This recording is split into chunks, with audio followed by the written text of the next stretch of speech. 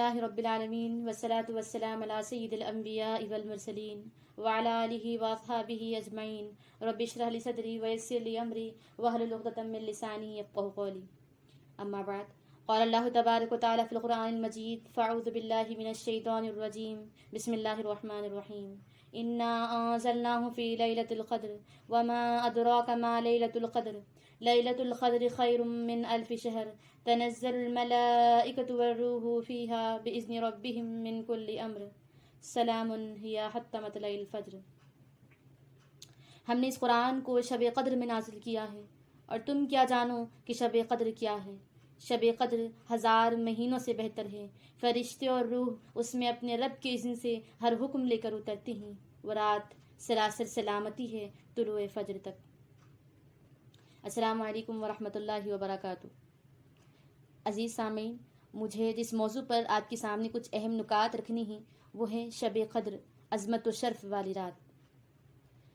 محترم سامعین، اللہ تبارک و تعالیٰ کے فضل و کرم سے ہم رمضان کریم کے آخری عشرے میں داخل ہو چکے ہیں۔ تو آئیے جانتے ہیں کہ ہم اس آخری عشرے سے کیسے مستفید ہوں، یعنی کیسے فائدہ اٹھائیں۔ محترم سامعین، اس کے لیے ہم سب سے پہلے جانیں گے کہ آخری عشرے کی فضیلت کیوں کر دوبالا ہو جاتی ہے۔ آخر اس میں ایسی کون سی چیز پوشیدہ ہے جس کی وجہ سے اس کی عظمت بڑھ جاتی ہے؟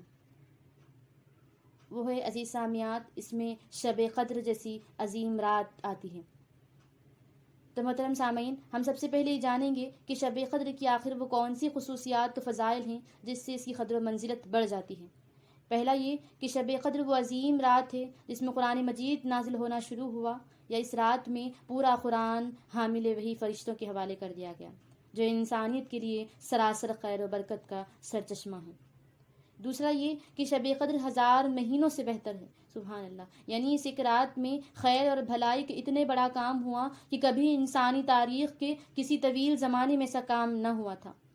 تیسرا یہ کہ اس رات میں فرشتے اور جبریل امین علیہ السلام زمین پر اترتے ہیں اپنے رب کے اذن سے۔ چوتھا یہ کہ یہ وہ رات ہے جس میں تقدیروں کے فیصلے کر دی جاتے ہیں، وہ چاہے افراد سے متعلق ہوں یا قوموں سے متعلق۔ اسی کو سورہ دخان میں اس طرح کہا گیا، فیہا یفرق کل امر حکیم۔ یہ وہ رات تھی جس میں ہر معاملے کے حکیمانہ فیصلہ ہمارے حکم سے صادر کیا جاتا ہے۔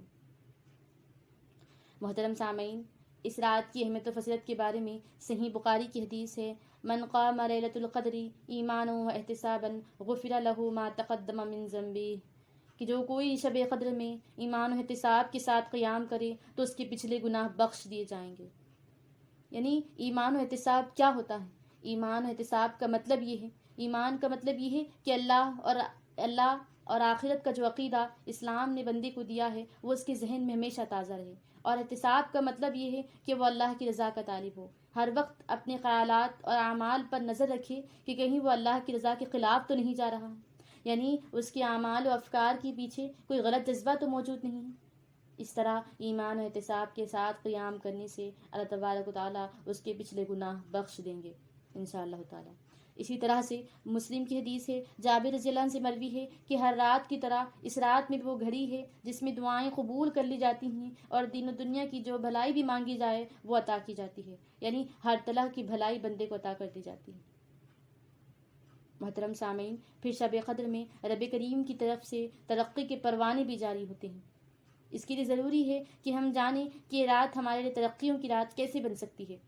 اس کے لیے صرف رمضان میں کوششیں کر لینا کافی نہیں ہے، بلکہ اس سے آگے بڑھ کر مزید شب قدر کی فضیلت کا تقاضا یہ ہے کہ اس کو پا لینے کی طلب میں سال بھر سے تیاری کی جائے۔ جیسا کہ پہلا ہے حقوق العباد، یعنی لوگوں کے حقوق صحیح طرح سے ادا کیے جائیں۔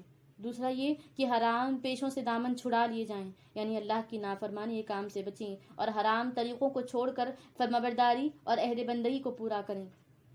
تیسرا یہ کہ نیکیوں کی مینار بلند کیے جائیں، یعنی فاستبقوا الخیرات، نیکیوں میں سبقت لے جائیں اور منکرات کو چھوڑیں، اس امید پر کہ شب قدر میں ہمارے لیے ترقی کا فیصلہ ہو، اس لیے کہ دنیا میں اصل ترقی یہ ہے کہ بندہ اصحاب الشمال سے نکل کر اصحاب الیمین اور اس سے بڑھ کر سابقون الاولون میں شامل ہو جائے۔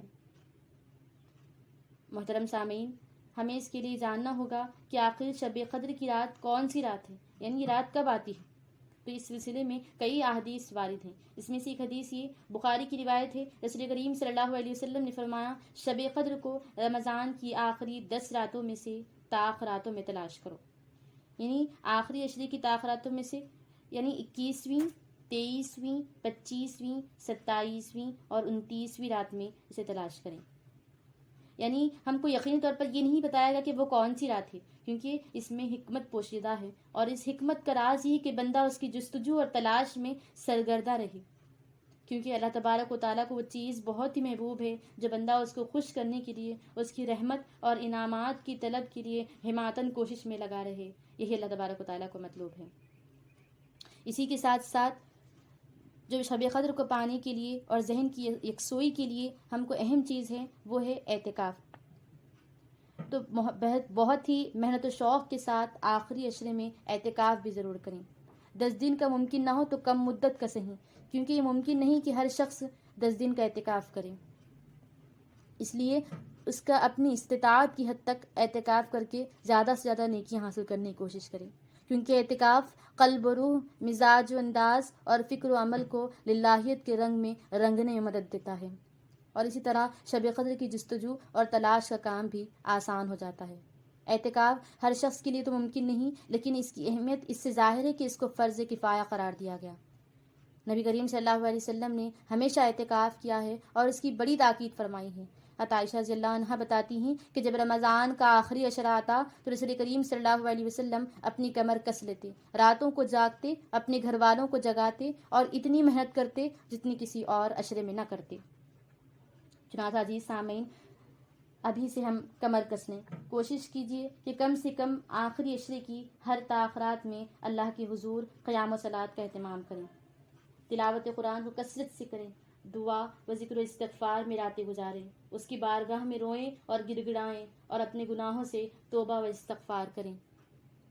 بے شک رات کا قیام اور تلاوت قرآن، اپنا احتساب اور استغفار تقویٰ کے حصول کے لیے بہت ضروری ہے. یہ متقین کی صفت اور علامت ہے. اللہ تبارک و تعالیٰ سورہ زاریات میں فرماتے ہیں متقین وہ ہیں جو رات کو کم سوتے ہیں اور سحر کے وقت استغفار کرتے ہیں. یہ سحر کا وقت، یہ رات کا وہ حصہ ہے جس کے بارے میں نبی کریم صلی اللہ علیہ وسلم نے فرمایا ہے کہ اللہ تبارک و تعالیٰ دنیا والوں کے بہت قریب آتا ہے اور پکارتا ہے کون ہے جو مجھ سے مانگے کہ میں اسے جو مانگے وہ دوں، کون ہے جو مجھ سے اپنے گناہوں کی مغفرت چاہے کہ میں اس کو معاف کر دوں. لہذا محترم سامعین، کوشش کریں کہ ہم اس آہ سحر گاہی کی لذت کو پالیں. محترم سامعین، قبولیت دعا کی خصوصی گھڑی تو ہر شب آتی ہے، لیکن شب قدر میں قبولیت دعا کی تاثیر بڑھ جاتی ہے. وہ گھڑی نامعلوم کون سی ہو، اس لیے نبی کریم صلی اللہ علیہ وسلم نے ایک جامع اور مختصر سی دعا سکھائی ہے کہ اللہم انک عفو تحب العفو فاعف عنی. میرے اللہ تو بہت معاف کرنے والا ہے، معاف کرنے کو محبوب رکھتا ہے، بس مجھے معاف کر دے.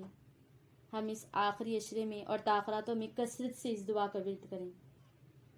عزیز سامعین، حاصل کلام یہ ہے کہ جو شخص اس رات کو پالے اس کی خوش نصیبی کا کیا کہنا. اللہ تبارک و تعالیٰ ہمیں ان لوگوں میں شامل کر دے. لیکن جو کوئی اس رات کے خیر سے محروم رہے تو اس سے بڑھ کر محرومی اور بدقسمتی کی کیا بات ہو سکتی ہے کسی شخص کے لیے. لہٰذا عزیز سامعین، ہمیں ابھی سے مسلسل جہد و عمل کے ساتھ اس رات کو پانے کے لیے تیاری کریں. اس کے لیے زیادہ سے زیادہ ابھی سے قیام اللیل کا اہتمام کریں اور کثرت سے دعائیں کریں. آخر میں رب العزت سے دعا گو ہوں کہ رب العالمین ہم تمام کو اس رات کے ذریعے سے ہماری مغفرت فرما دے اور شب قدر سے ہمیں ملا دے اور اس میں زیادہ سے زیادہ عبادتیں کر کے اس کے مقرب بندوں میں شامل ہونے کی توفیق عطا فرمائیں. آمین ثم آمین. وما علینا الا البلاغ المبین. والسلام علیکم. خودنه کیا رمضان